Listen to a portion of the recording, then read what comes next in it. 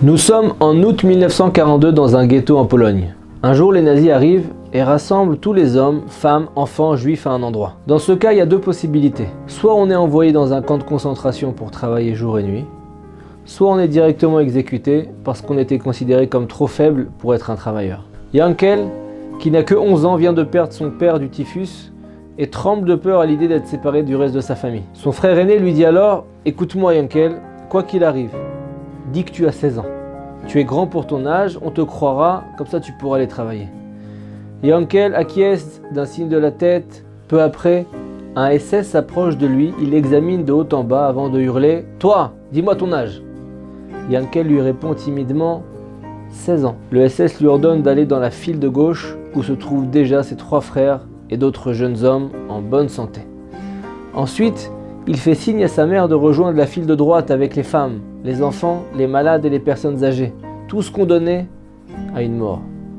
Yankel réalise ce qui se passe et se précipite vers sa mère en criant « Je veux rester avec toi, ne les laisse pas t'emmener ». Maintenant, imaginez-vous sa mère qui a toujours été une femme très douce, qui prend d'un coup un air sévère et qui se met à hurler « Non, va-t'en, ne réponds pas et va rejoindre tes frères ». Yankel est sous le choc. Il n'a jamais vu sa mère s'énerver, mais il finit par comprendre qu'elle cherche à le protéger. Et voilà qu'il le quitte en pleurant. Il n'a plus jamais revu sa mère. Yankel et ses frères sont ensuite déportés.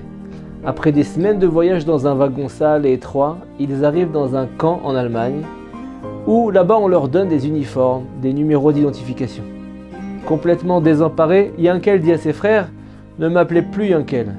Appelez-moi 94 983. » On l'assigne au crématorium du camp, chargeant les morts sur un ascenseur à manivelle. Imaginez un peu cette torture.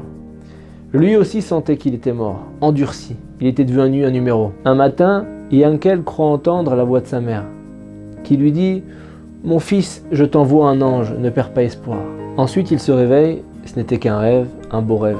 Ici, il ne peut pas y avoir d'ange. Il n'y a que le travail, la faim, la peur et la mort. Quelques jours plus tard, Yankel erre dans le camp à côté des fils barbelés où les gardes ne peuvent pas le voir facilement. De l'autre côté de la barrière, il aperçoit soudain quelqu'un. Une jeune fille avec des boucles de cheveux clairs, presque lumineuses. Il s'approche d'elle doucement et lui demande « Tu as quelque chose à manger ?» La jeune fille sort alors une pomme de sa veste et la jette par-dessus la barrière. Tout heureux, Yankel attrape le fruit et alors qu'il part en courant, il entend la jeune fille lui dire « Je te verrai demain ». Impossible pour Yankel de croire qu'elle va revenir. C'est trop dangereux et c'est trop beau. Mais par curiosité, il revient quand même le lendemain à la même heure. Et elle est là, la même fille. Cette fois, elle lui lance un petit morceau de pain. Yankel le ramasse et le dévore.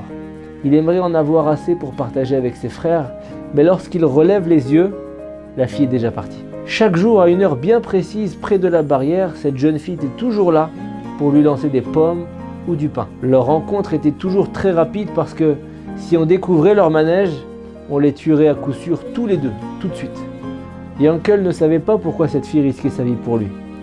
Mais elle lui redonnait espoir à chaque fois, et c'était tout ce qui comptait. Près de 7 mois plus tard, Yankel et ses frères sont sur le point d'être envoyés dans un autre camp. Yankel prévient vite la jeune fille. « Ne reviens pas demain, on m'emmène ailleurs, merci pour tout. » Et voilà qu'après 3 mois dans ce nouveau camp, la guerre touche enfin à sa fin, mais le sort de Yankel et de ses frères est scellé. Le 8 mai 1945 à 10 h du matin, tous les juifs doivent être exécutés dans une fosse. Yankel se réveille à l'aube et tente de se préparer. Il se remémore toutes les fois où il a frôlé la mort. Maintenant tout est fini. Il pense à ses parents et se dit qu'au moins il va les rejoindre. Mais voilà qu'à 8 h du matin, il y a une grande agitation, des cris, des prisonniers qui courent partout. Le camp vient d'être libéré par des troupes russes. Par un miracle extraordinaire, Yankel et ses frères ont tous survécu. Pour sa part, Yankel sait que la jeune fille qu'il a aidée a été la clé de sa survie. Elle avait su lui redonner l'envie de survivre dans cet enfer. Sa mère lui avait promis un ange et l'ange était venu. Quelques années plus tard, Yankel rejoint l'un de ses frères aux États-Unis. Progressivement, il parvient à s'intégrer à la vie américaine et à trouver du travail. Il essaye aussi de se marier, mais avec un tel passé de Shoah, aucune fille n'était prête à s'engager avec lui. Après des dizaines de rencontres sans trouver l'âme sœur, Yankel commence à désespérer et crie à Dieu, Hachem, j'en peux plus. Si je ne rencontre pas ma femme lors de mon prochain Shidour, je t'assure, je renoncerai à me marier. Voilà que le lendemain, l'un des amis de Yankel lui propose un Shidour, une fille qui s'appelle Roma. Au cours de la rencontre, elle demande délicatement à Yankel, « Où étais-tu pendant la guerre ?» Yankel reste silencieux un moment et répond, « Dans les camps. J'essaie d'oublier, mais c'est difficile. » Roma lui répond alors, « Ma famille était aussi cachée dans une ferme en Allemagne et on vivait constamment dans la peur. Il y avait là-bas un camp de concentration à côté de la ferme. Un jour où j'ai aidé un jeune garçon en lui jetant des pommes et il était affamé le pauvre. » Yankel n'arrive pas à croire ce qu'il entend. Avait-il devant lui la jeune fille aux pommes? Roma continue et dit, « J'ai eu des nouvelles de lui récemment. Il a survécu à la guerre, il est marié et il a 3 enfants. Dieu fait vraiment des miracles. » Yankel retombe de son nuage, ce n'était pas elle. La jeune fille lui dit alors, « Ça me rappelle que vers la fin de la guerre, j'ai aidé un autre garçon en lui jetant des pommes et du pain pendant 6 mois environ. » Cette fois, le cœur de Yankel bat à toute vitesse. Il demande à Roma, « Est-ce qu'il t'a dit un jour de ne pas revenir parce qu'on l'emmenait ailleurs ?» Et Roma lui lance un regard étonné et lui dit, « Oui, comment tu sais ?»